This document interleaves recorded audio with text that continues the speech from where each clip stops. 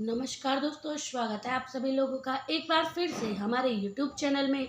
दोस्तों, आज की इस वीडियो में हम आपको बताएंगे 7 अप्रैल शिव सोमवार के अचूक उपाय। एक शिव पार्वती दीपक 2 चावल के साथ लगाओ, रात में पूरा परिवार रहेगा खुश। जानिए संपूर्ण जानकारी।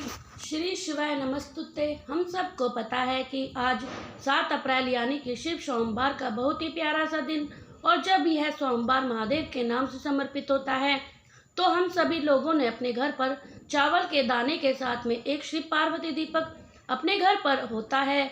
ध्यान रखिएगा, इस उपाय को आप हमेशा नहीं करते हैं, सिर्फ और सिर्फ आपको सोमवार के ही दिन इस उपाय को करना होता है, वही शाम के प्रदोष काल के बाद।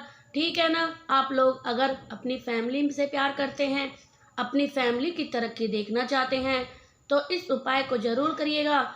चलिए समझने की कोशिश करते हैं। सबसे पहले आप सभी को यहाँ पर दीपक लेना है। मैंने दीपक से रिलेटिव एक बात आपको बहुत बार बता रखी है, दीपक जितना ज़्यादा पुराना होगा आपको दीपक में उसी में लगाना चाहिए, उससे बहुत बड़ा प्रभाव आपके जीवन पर पड़ता है। बार बार नए दीपक को लेने से वह प्रभाव नहीं पड़ता है, बल्कि पुराना दीपक जो आपने अपने घर में इस्तेमाल करते हैं उसका इफ़ेक्ट ज़्यादा होता है। ठीक है ना। चलिए अब क्या करना है, आप सभी लोगों को इस प्रकार से दिया लेना है। इस दीपक के अंदर आप सभी को घी डालना होगा। ठीक है ना। क्योंकि हम यह उपाय कब कर रहे हैं, शिव सोमवार के दिन। अगर आपके पास में गौ माता का घी नहीं मिलता है तो आप तिल के तेल का भी इस्तेमाल कर सकते हैं। ठीक है ना। घी डालने के बाद में आप सभी लोगों को क्या करना है, इस दीपक के अंदर लगनी होगी भाई कौन सी बाती, वो गोल बाती का दिया। कौन से लगाओगे, गोल बाती का। लेकिन नियम कहता है कि अगर आप यह दीपक भोले शंकर के शिवलिंग के पास में लगा रहे हो तो दीपक कौन सा लगाओगे, गोल बाती का। लेकिन अगर मान लेते हैं आप यह दीपक कहाँ पर लगा रहे हो, अपने मेन गेट पर या फिर अपने दरवाजे के पास बाहर लगा रहे हो, तो लंबी बाती का आप हमेशा चौखट पे बताया गया है। इसलिए आप सभी लोग जब आप इस दीपक को लगाओगे तो चौखट के अंदर नहीं लगाना है, आपको चौखट के बाहर या तो राइट हैंड या फिर साइड में कहीं पे भी दिया लगा सकते हो। नियम समझो मैंने क्या बता रखा है। जब भी हम दिए को लगाते हैं धरती माता के ऊपर, डायरेक्ट दीपक नहीं रखते हैं, तो आज के दिन हम सभी लोगों को चावल के कुछ दाने को पहले जमीन पर रख देना होगा। फिर इन चावल के दाने के ऊपर आप सभी को यह दीपक रखना होगा। एंड देन आप सभी लोगों ने इसमें कौन सी बाती लगानी है, लंबी बाती। अब हम इस दीपक को जलाएंगे। जब हम यह दीपक को प्रज्वलित करेंगे, जलाओगे, तो माता सती का स्मरण करना है, माता पार्वती का ध्यान करते हुए आप सभी लोगों को इस दीपक को जलाना है। और जलाते हुए दीपक के अंदर आपको चावल के 2 दाना जरूर डाल देना है, जिससे आपकी फैमिली में, आपके परिवार में किसी भी प्रकार से कोई संकट ना आ पाए। चीज़ें क्लियर हो गई। चलिए यहाँ पर हम लोगों ने बात कर ली अपने पहले उपाय की। अब हम इस वीडियो में अपने दूसरे उपाय की तरफ, और यह उपाय आपकी इच्छाओं की पूर्ति के लिए, विशेष पूरा करने के लिए। अगर आप घर में किसी प्रकार से प्रॉब्लम चल रही है, इस उपाय को निश्चित रूप से करेंगे। ठीक है ना। इसके लिए हमने सबसे पहले ज़रूरत पड़ने वाली है चावल के दाने की। कितने चावल के दाने भाई, 7 चावल के दाने ले लो, जो कहीं से खंडित ना हो, कहीं से टूटे हुए ना हो। इस चीज़ का विशेष ध्यान रखिएगा। कितने मात्र 7 चावल के दानों के साथ में आपको ज़रूरत पड़ने वाली है आज पीले चंदन की। ठीक है ना। किसकी ज़रूरत पड़ेगी, पीले चंदन की। तो थोड़ा सा पीला चंदन ले लीजिएगा।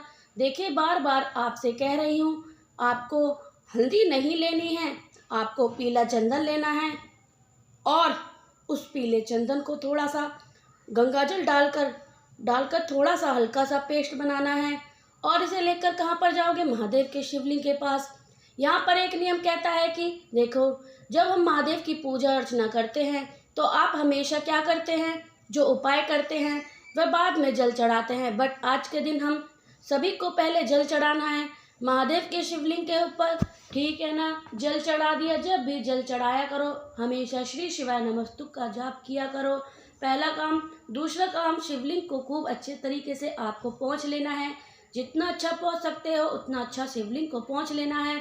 और पहुंचने के बाद आप सभी लोगों के पास में जो पीला चंदन है, उस चंदन को यहाँ पर माता शोक सुंदरी के स्थान पर पहले लेप करना है। और जो मैं आप लोगों को चावल के साथ दाने बताए थे, उन चावल के साथ दाने को चिपका कर ध्यान देना है। जब आप चावल के दाने को चिपकाओगे तो आप सभी लोगों को सोमेश्वर महादेव का ध्यान करना है। कौन से महादेव का, जल्दी से बताओ। सोमेश्वर महादेव का स्मरण करते हुए, अपनी मनोकामना कहते हुए 7 चावल के दाने को पीले चंदन के ऊपर समर्पित कर महादेव से यही विनती करनी है, हे शिव भोलेनाथ सोमेश्वर महादेव, हमारी यह विशेष ये हमारी कामना जो बहुत दिनों से अधूरी पूरी नहीं हो पा रही, आप हमारी इन कामनाओं को पूर्ण करें। अपने अकॉर्डिंग प्रार्थना कर लेना है और फिर आप अपने घर की तरफ जा सकते हो। ठीक है ना, करके ज़रूर देखिएगा। इस उपाय को बहुत इफेक्ट है, बहुत प्यारा सा 2 उपाय की हमने यहाँ पर बात कर ली हैं। आगे बढ़ते हैं इस वीडियो में अपने तीसरे उपाय की तरफ, जो आप सभी को करना है बेलपत्र के साथ में। लेकिन आपको छोटा सा काम करना है। सबसे पहले वीडियो को ज़्यादा से ज़्यादा लोगों को शेयर करिएगा। जिसने अभी तक चैनल को सब्सक्राइब नहीं किया है, जो मेरी पहली बार आवाज़ सुन रहा है, चैनल को ज़रूर सब्सक्राइब करिएगा और वीडियो को लाइक ज़रूर करना। चलिए ठीक है ना, समझने की कोशिश करते हैं।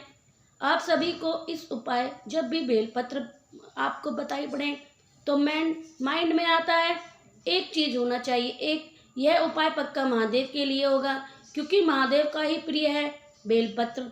हम इस उपाय को करेंगे अपने घर की रोग बीमारी को हमेशा के लिए दूर करने के लिए।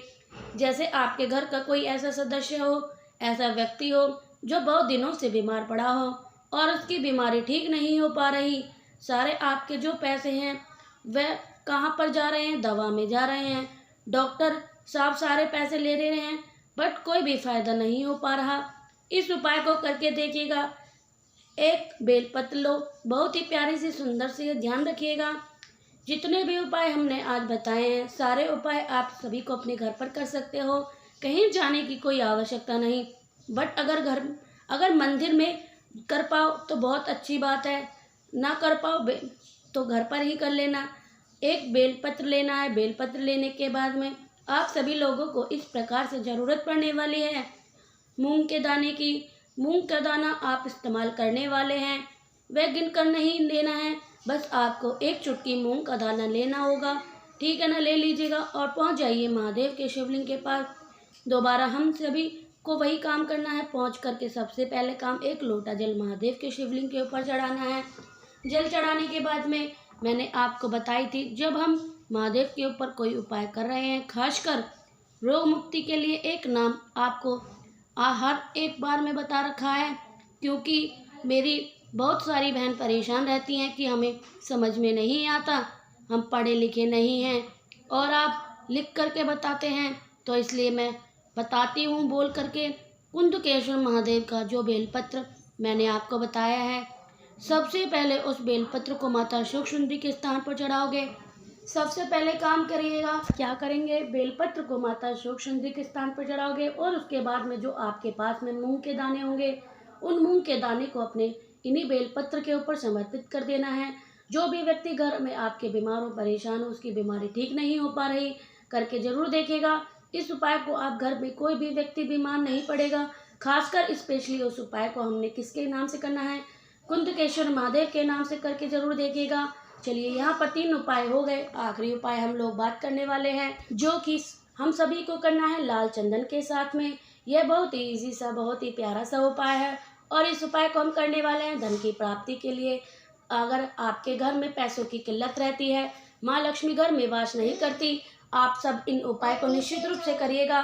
ठीक है ना, क्या करना है, आपको ज़रूरत पड़ेगी इस प्रकार से लाल चंदन की। ध्यान रखिएगा, जो लाल चंदन इस्तेमाल करेंगे वह सूखा नहीं होना चाहिए, हल्का सा पानी डालकर इसे गाढ़ा पेस्ट रेडी करना है। ठीक है ना, अब इतनी करने के बाद में सबको ज़रूरत पड़ने वाली है बेलपत्र की, क्योंकि बेलपत्र महादेव जी की सबसे प्रिय है। अब महादेव की शिवलिंग के पास लेकर पहुंच जाना है। सबसे पहले काम करना है लाल चंदन का लेप महादेव की शिवलिंग के ऊपर।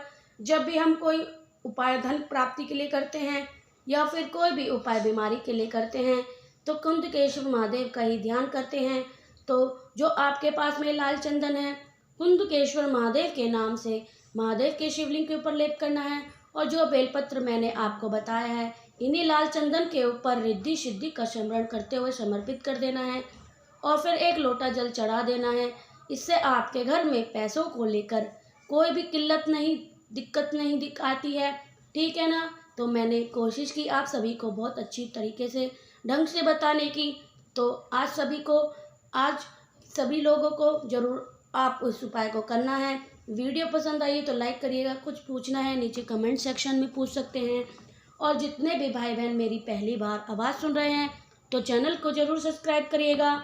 और श्री शिवाय नमस्तुते, हर हर महादेव।